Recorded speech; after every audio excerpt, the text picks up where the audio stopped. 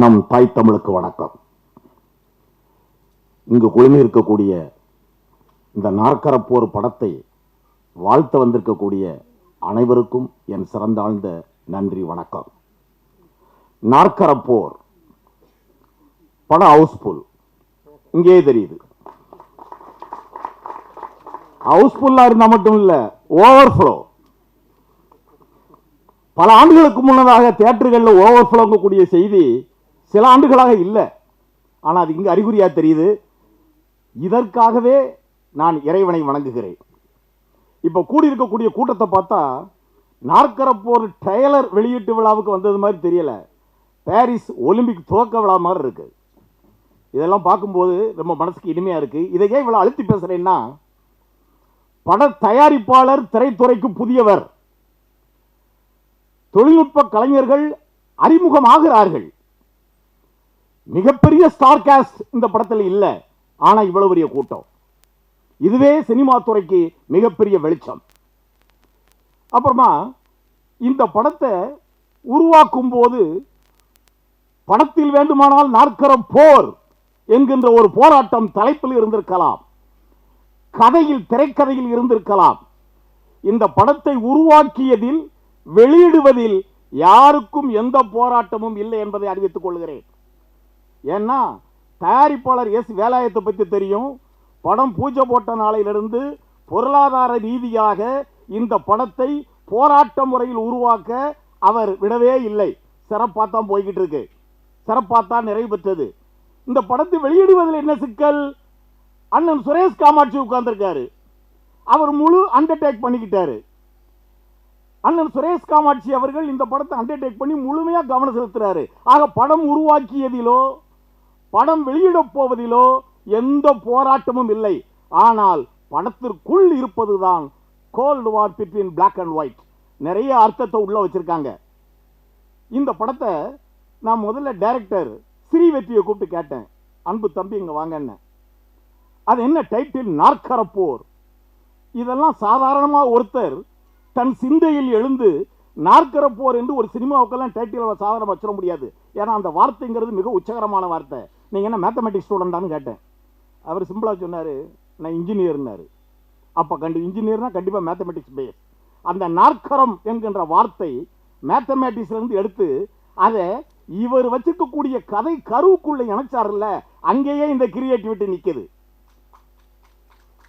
என்ன இது வரைக்கும் உங்ககிட்ட பேசுறவங்க எல்லாம் இந்த படத்துல கலந்துகிட்டவங்க. நான் யார் இந்த படத்தை பத்தி உங்ககிட்ட பேசுறதுக்கு? அதுக்கு காரணம் இருக்கு. நான் அமுதகானத்தை ரொம்ப சிறப்பா பண்ணி, அமுதகானம் ஆதவங்கிறது வேற. எனக்கு முந்தைய ஸ்டோரி உண்டு. நானும் 10 படங்கள் பண்ண டைரக்டர். 10 படத்தை ரிலீஸ் பண்ணியிருக்கேன். அது ரொம்ப முக்கியம்.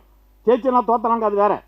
10 படத்தை ரிலீஸ் பண்ணியிருக்கேன். ரிலீஸ் என்பது ஒவ்வொரு காலகட்டத்திலும் சினிமாவில் போராட்டம் தான். அது இந்த படத்திற்கு மிகப்பெரிய யோகமாக அண்ணன் சுரேஷ் காமாட்சி வடிவில் வந்திருக்கிறது. அப்போ அன்பு சகோதரர், எனது இனிய நண்பர் தயாரிப்பாளர் எஸ் வேலாயத்தை கூப்பிட்டேன். ஐயா, உங்களை பார்த்தா எனக்கு அவர் பல ஆண்டுகளாக தெரியும், என் சகோதரர், வேற என்ன. ஆமா, நீங்க ஒரு அமைதியான ஆளாச்ச. பொதுவாக ஒரு கூட்டத்தில் இன்னைக்கு இந்த கூட்டத்தில் என்ன பேச போறாருன்னு எனக்கே தெரியல. கூட்டத்தை கண்டாலே கிடுகிடுன்னு ஆடுவாரு. நான் பல மேடைகளில் பேசும்போது என் கூட வருவார், பார்ப்பாரு. ஆனா அந்த மேடைகளில் அவரை ஏற்றுவேன், அவர் இதெல்லாம் எனக்கு எதுக்குன்னு தலையை தெரிஞ்சிருவாரு. இப்படிப்பட்ட ஒரு மனிதருக்குள் எவ்வளவு அழுத்தம் இருக்கிறது என்றால், இவர் எவ்வளவு பெரிய அழுத்தக்காரராக இருந்தால் இந்த கதையை தேர்ந்தெடுத்திருப்பார். ஒருவர் ஒரு இயக்குனர் கதை சொல்கிறார். அப்போ இயக்குனர் கிரியேட்டிவ், அவங்க இதுக்குன்னே வந்தவங்க, இதில் ஆச்சரியப்படுறதுக்கு ஒண்ணு இல்லை. அதை ஒரு புது தயாரிப்பாளர் காதுல வாங்கி இந்த கதையை எடுக்கணும்னு ஆசைப்பட்டிருக்கார். அதுக்காகவே இந்த டீமுக்கு ஒரு பெரிய சப்போர்ட் கொடுங்க. அப்புறம் நிறைய பேர் பேச வேண்டியிருக்கு. நான் விட்டா படத்தோடைய விஷயத்தை சொல்லிக்கிட்டே இருப்பேன். காரணம், இந்த படத்தை நான் 2 முறை பார்த்துட்டேன். 2 முறை பார்த்ததுனால இந்த படத்தை பற்றி இன்னும் அவுட் சொல்லக்கூடிய அருகதை எனக்கு உண்டு. நான் ஒரு பாமரமான ஆடியன்ஸா இருந்து சொல்றேன். இந்த படம் சமீபத்தில் தமிழ் திரையில் குவாலிட்டி பிலிம் என்று சமீபத்தில் நாம் எங்கும் பார்க்கவில்லை. நான் யாரையும் தாக்கி பேசல. பிரம்மாண்டமான படம் பார்க்கிறோம், செலவு பண்ற படம் பார்க்கிறோம். ஆனால் குவாலிட்டி பிலிம் என்கிற அப்படி ஒரு வார்த்தையோடு சமீபத்தில் நாம் சினிமாவில் சந்திக்கவில்லை. ஆனால் அதை உடைத்தெறிவதற்காக நாற்கரப்போர் வந்திருக்கிறது. இந்த நான் 2வது முறை படம் பார்த்துட்டு நாங்களாம் சுத்தி நிற்கும் போது அண்ணன் சுரேஷ் காமாட்சி சுத்தி இருக்கவங்கிட்ட பேசின ஒரு வார்த்தையை நான் கீழே வாட்ச் பண்ணேன். அவர் சொன்னாரு, படம் எடுக்கிறோம், வியாபாரம் தான், துட்டை போடுறோம், செலவழிக்கிறோம், வருமானம் வரத்தான் செய்யணும். ஆனாலும் சினிமாங்கக்கூடிய ஒரு பவர்ஃபுல் மீடியாவை கையில் வச்சுக்கிட்டு ஜனங்களுக்கு யூஸ்ஃபுல்லாக ஏதாவது சொல்லணியா, அதை நம்ம நாற்கர பொருள் சொல்லி இருக்காங்கன்னு அவர் 4 பேர்ட்ட சொல்லிக்கிட்டு இருந்ததை நான் பின்னாடி நின்று கேட்டுக்கிட்டு இருந்தேன். அப்போ அந்த அழுத்தம் இந்த படத்திலே பதிவாயிருக்கிறது. அவர் மிகப்பெரிய அனுபவஸ்தர்.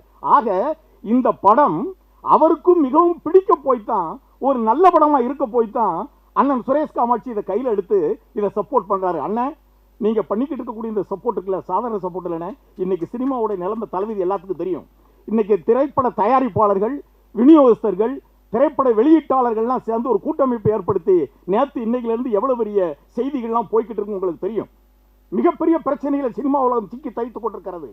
ஆனால் இந்த சூழ்நிலையில் ஒரு புது கூட்டமைப்புக்கு புது தயாரிப்பாளர், புது இயக்குனர், இந்த டீமை கையில வச்சுக்கிட்டு ஒரு மிகப்பெரிய தயாரிப்பாளர், இயக்குனர், கிரியேட்டர் உள்ள வந்து இந்த சினிமாவுக்கு ஹெல்ப் பண்ணிக்கிட்டு இருக்காருன்னா, இது இந்த சினிமாவுக்கு மட்டும் நீங்க பண்ற ஹெல்ப் இல்ல, சினிமா துறைக்கே நீங்க பண்ற ஹெல்ப்.